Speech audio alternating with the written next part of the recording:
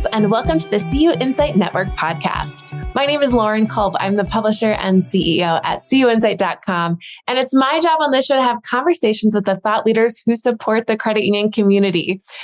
Together, we get to identify those issues that affect credit unions and talk about all the best practices out there so that we can learn from one another and improve our industry together. My guest on today's show is Toby Mattson. He is the Director of Community Partnerships at Elan Credit Card. Toby, thank you so much for being here. Thank you, Lauren. I appreciate you having me today. Well, I'm excited to dive into our conversation, but I always like to open these episodes the same way, which is to say, we work in an amazing industry with credit unions, but most of us did not grow up thinking that that was what we were going to do with our lives. What did you want to be growing up? Well, that's a funny question. So I grew up in Fishers, Indiana, which is a suburb north of Indianapolis, Indiana. So Indiana is known for many things, especially the love of basketball. So still as a 52-year-old person, I still love basketball. As a little boy, I wanted to be a professional basketball player. However, as I grew up, I practiced a lot, but I was not the best dribbler, the best shooter, the best defender. I was only 5'6" my senior year of high school. Hence, I knew that I would not be a professional basketball player. So I remember telling my parents, it's very interesting, in between my sophomore and junior year of college, that I said, I think I want to be a teller at a bank. When I was younger, I did, different summer jobs. I bagged groceries, I mowed lawns, I painted houses, things of that nature. But I was able to secure a job as a teller at Greater Cincinnati Credit Union back in the summer of 1992. And the rest is history. I fell in love with the credit union movement and the industry and all the good, back then. I learned so much as being a teller, just, how important money is to people and just, the importance of money and things of that nature. But just overall, how credit unions take care of their members every day and really want what's best for them. So yeah, it's interesting that I went from a basketball player now to a true credit union professional, but 30 years later, it's pretty interesting how things work out. So I love that story. And what is funny is that if we look, I've heard so many credit union CEOs that started off as tellers. It just is a really great way to learn the industry. I couldn't agree more. So yeah. So tell us more then, from maybe a basketball hopeful to teller. What was the journey like to your current role today as the Director of Community Partnerships at Elan Credit Card? I've had a pretty interesting career. And so, most of that time has been spent in the credit union movement. I managed a small teachers credit union a long, long time ago. And there, I learned how to balance the books, to, balancing GLs, approving loans, working with board of directors, working with the NCUA. Literally, in the credit union, we're like taking out the trash. Literally, I would take out the trash on Friday nights. We actually were located in a small elementary school in the basement, which today, we probably couldn't have a credit union in a school, but very, very interesting. But yeah, I went on from there to work for the Ohio Credit Union League. I worked for Corporate One Federal Credit Union, which is a correspondent credit union for credit unions. I also worked for American Share Insurance, which is private deposit insurance for credit unions. So it's interesting that I've had all these different moments throughout my career that I'm able to really, when I sit and talk to credit executives, I do have, after it's crazy 30 years of experience, I do have a wealth of knowledge now and a lot that I can gather and go back in my thoughts and knowledge to really, really relate to people when I'm talking and meeting with them. I love that. Well, it is so cool to hear about your career journey, and it looks like credit unions are kind of in your blood. But they really are. I love it. Tell us a little bit more about Elan. What is the elevator pitch you give folks about what Elan Credit Card does and where you really add value for credit unions today? Well, I think that when we're going out, especially meeting somebody for the first time, a lot of credit union folks still don't, so I've never heard of Elan. And I said, well, you would never see Elan, on a Super Bowl commercial, or if you're driving down your local interstate, you never see a billboard. That's not what we do. We are what I consider a very humble company. We've been around since 1968, and our bread and butter is partnering with financial institutions. And so we do that very, very well. And there's no perfect company out there, or no perfect person in the world. But I think, once again, is we really provide the best member experience for credit union members out there. And so what we do is we offer an outsourced credit card program for credit unions, all from Maine all the way to Hawaii. So from all 50 states here where we have different partners. But we provide a custom no-cost program so that the credit union doesn't have to worry about the risk, the compliance, the marketing, all the things that they're having to worry about today with credit cards. And everybody that's, if you're reading any of the trade press, credit card balances are skyrocketing as unfortunately delinquencies are as well. So right now, this is our model works really well for credit unions. And so with that being said, we do offer, it's crazy. We're up to 14 different products now with both consumer and business opportunities for the credit unions and their members. I would also say that our rewards program are one of the best out there. And, the nice thing about partnering with us too is that the credit unions will get our ongoing investment with like the latest technology. So as we offer this outsourced solution, I do want to stress something as well, is that we are strictly not, I don't consider myself a vendor. I've got a lot of friends throughout my 30 years that would neither, but we're literally a partner. We go into these credit unions and ask them for their partnership. And we really believe that, by the service, the technology, the fraud protection for every card member that we're supplying, I really believe and feel that, that we are providing that on a partner versus just being a vendor on a day-to-day basis. So. That is such a great mentality, I think, for the industry. And I'd love to talk a little bit more about, you mentioned some of the different offerings that Elan has or the different support systems that Elan can provide for credit unions. Can you talk a little bit more too about the added income stream that can be provided when working with Elan? Sure. It's credit card programs are expensive. And a lot of times we'll talk to a credit union and say, hey, have you run an ROA in your credit card program?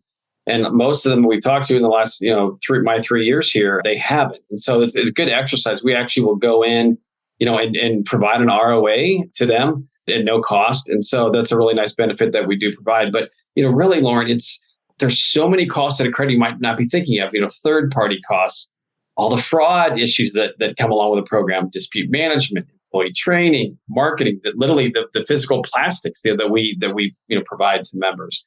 So when a credit union actually becomes a partner with Elan, the nice thing is that, once again, repeating myself a little bit, but we take in all the risk, and all the funding of the overall card program. And then, with the rewards and the member service that we provide, we take care of all of that. And so now the credit unions, and there is within their internal card programs, they can now shift to different items in the credit that are, as far as their daily work habits, they can do different things because now we're behind the scenes running their credit card program for them. That is so cool. And I think, to your point, credit unions have to manage risk, and what a cool way to be able to do that, to work with a partner that says, hey, you know what, we'll take it on. We got this. Well, I also wanted to ask about a different topic. And so, shifting gears a little bit, we know credit unions are so deeply focused on supporting their members with products and services that can help them be really financially healthy. I'd love to hear more about how Elan can come alongside credit unions on that journey, and how you see credit card offerings play into that focus on maybe member financial well-being. Sure. Our focus is always on the support of our partners, and in turn, especially here with credit unions, their members. So the program gives credit unions back, I would say, one of the most valuable assets, which is time. Time they can invest with members to provide guidance on services, different options, financial health. I know my days at the Ohio Credit Union, financial literacy, that goes back in the late 90s, was so, was just really starting to become, more important. Now today, it's so important.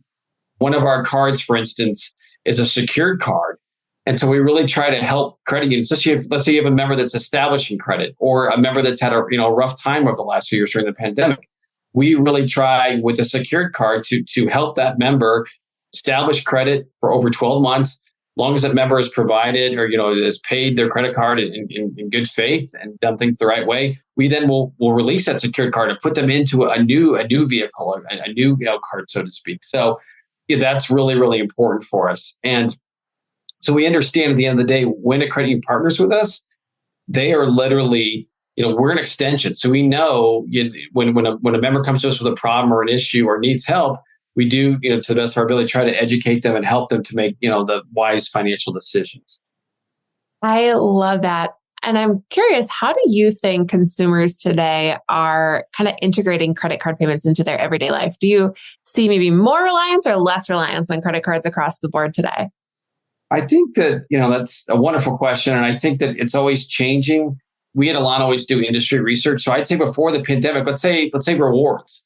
So many, people now use a credit card because of the rewards, whether that, let's say they've got a Costco card or a Southwest card or wherever they may be, you have their credit card because they want the points. They want to, get free stuff. It's why I use my local Walgreens, because I love when I go through the line and then like, Mr. Mattson, you have $10 off. It's like, great, everybody likes free stuff, but I really think that at Elan, we're always doing research of our current members and to see what are people doing today. So we actually we work with payments.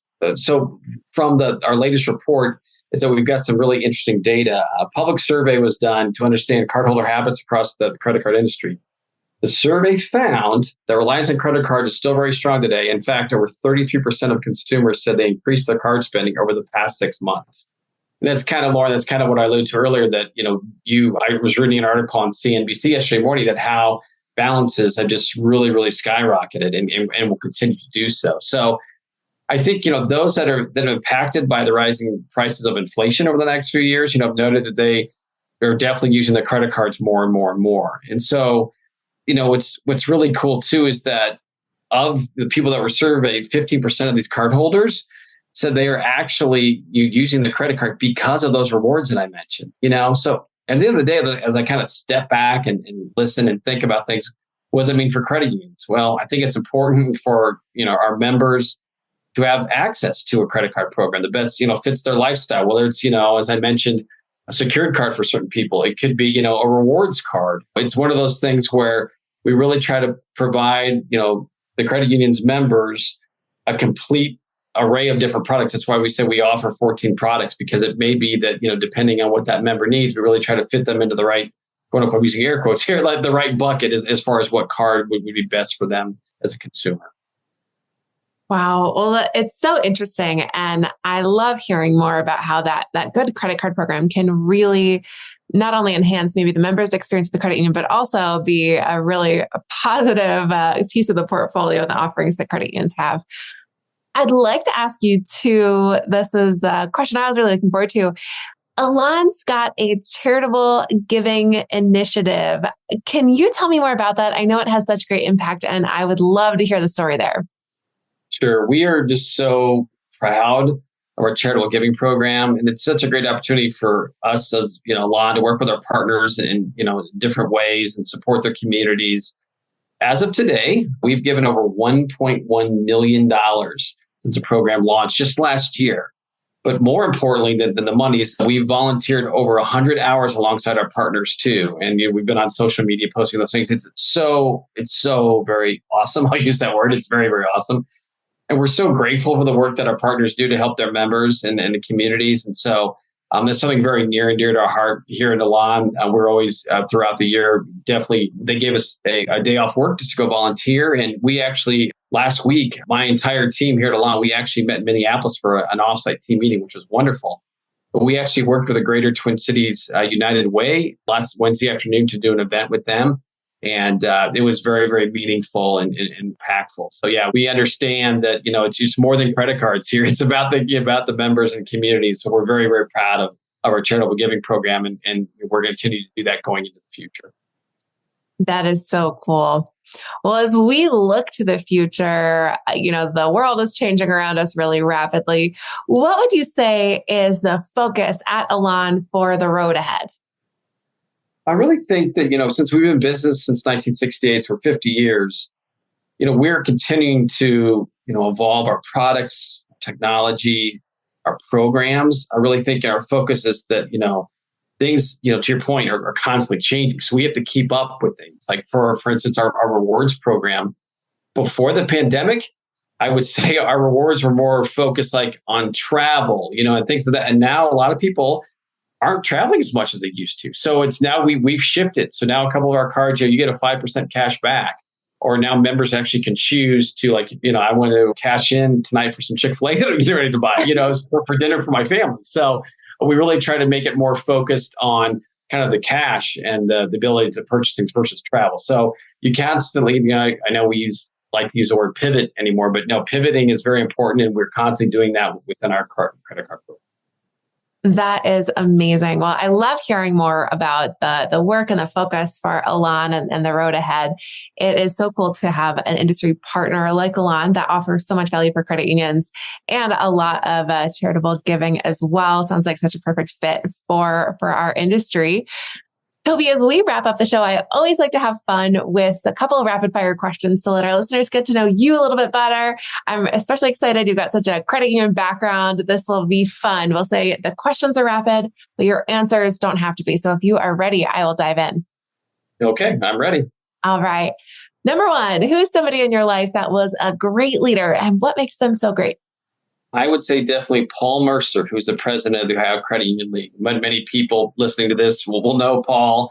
And, Paul has been with the Ohio Credit Union League for, 30 plus years. And I started working there back in the late 90s. And Paul was a president when I started. And I just knew, my gut knew, I was so impressed with his leadership style.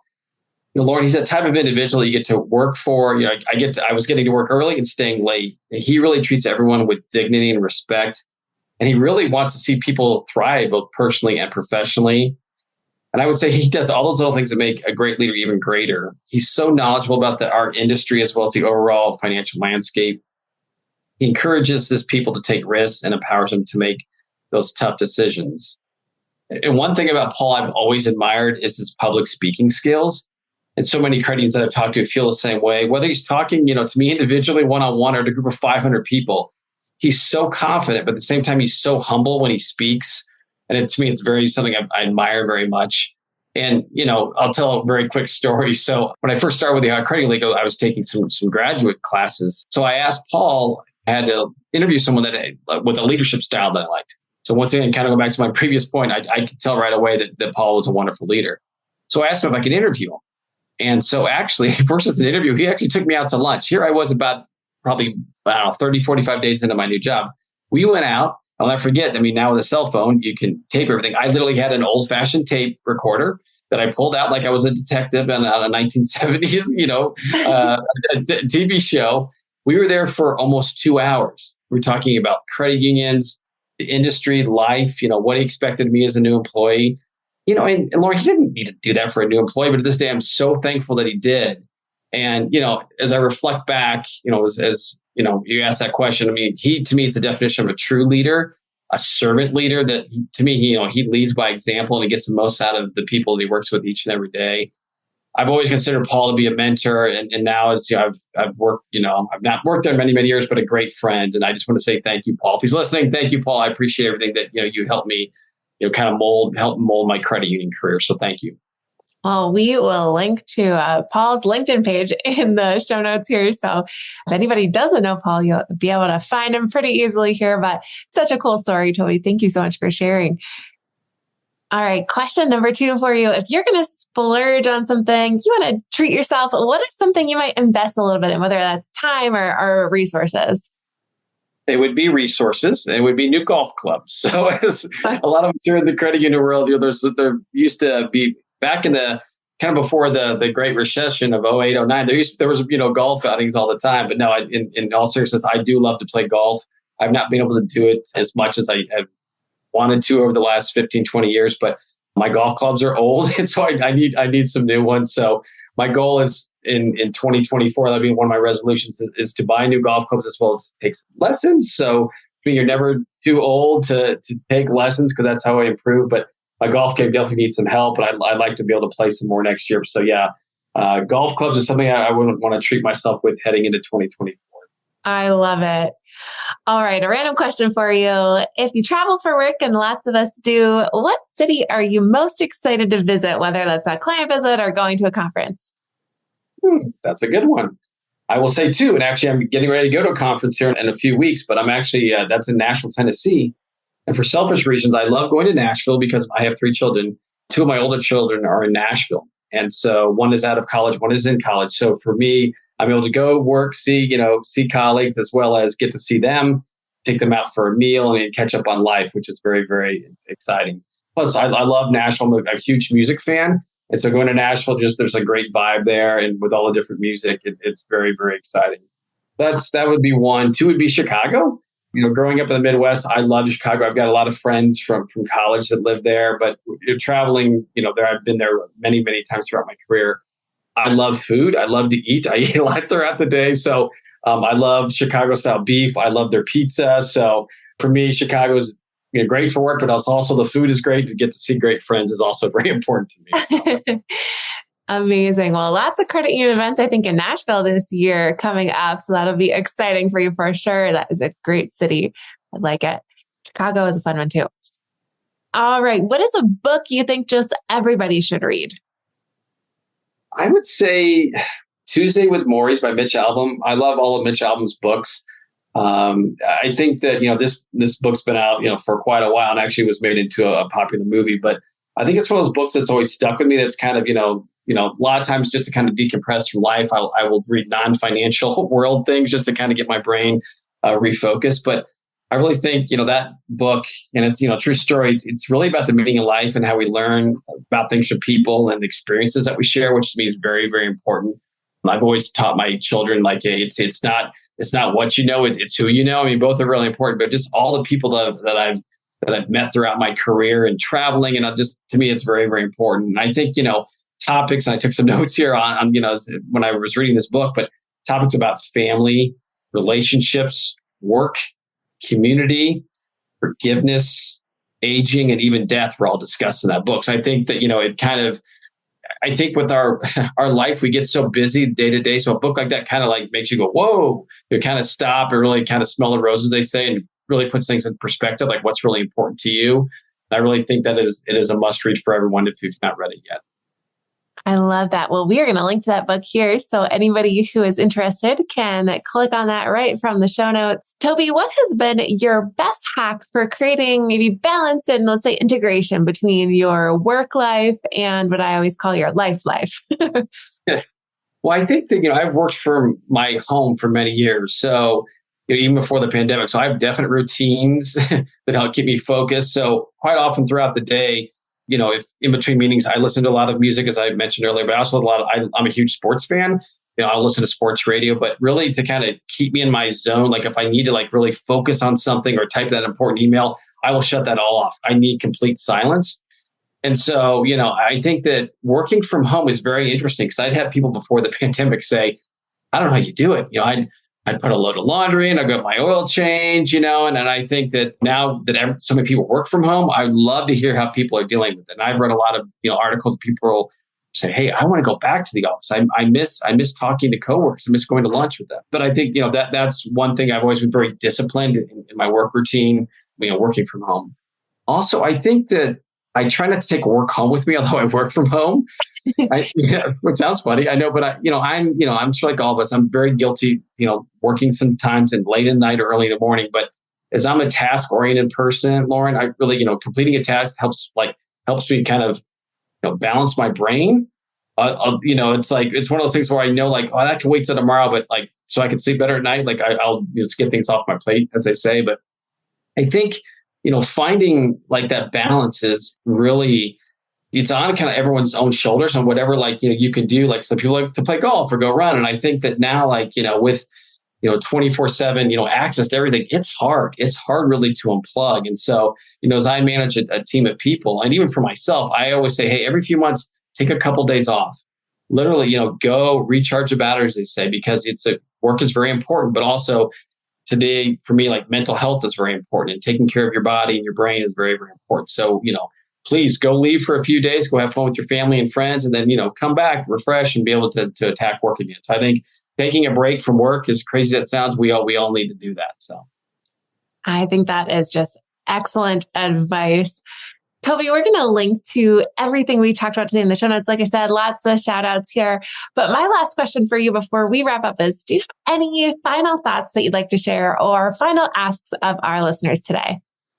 No, Lauren, I just really appreciate your time. And Elan, I really feel like I'll give my last sales pitch. We really are, I said, we're a very humble company. We provide such great services to members. I mean, whether it's our program support, card member support, our product suite, we really provide a great overall program to the credit unions out there. And I think that, at the end of the day, just being able to be back, and in person at so many events and things of that nature. I know we were talking earlier, but it's so cool. I get to go to GAC next year to see a lot of my credit union friends. I wasn't able to go this year. So just kind of being back in person and those types of things are very, very important. I know as credit unions, we love to be in person. So I hope those listening, I hope to see you at GAC next year. But Lauren, thank you so much for having me, hearing more about Elan, hearing about my lack of not being able to play basketball professionally, but I've gotten over it after the years. And I'm just, I am so thankful, wrapping up, to all the people that I've known throughout my career, especially in the credit union world. It's been such a great career for me. And I really love what credit unions are doing, day in and day out to help serve members. It's very, very important in our community and in our entire world. So thank you so much, Lauren. I really appreciate it. Well, what a perfect way to wrap up. Thank you so much, Toby, for taking the time to be on the show today. I hope to see you at GAC and get a chance to catch up. And we're going to link to everything, including some contact information for Toby and his team here in the show notes in case folks would like to reach out to Elan to learn a little bit more. Toby, I hope you stay well. And thanks to all of our listeners today for tuning into the CUInsight Network podcast. And we will be back again next time.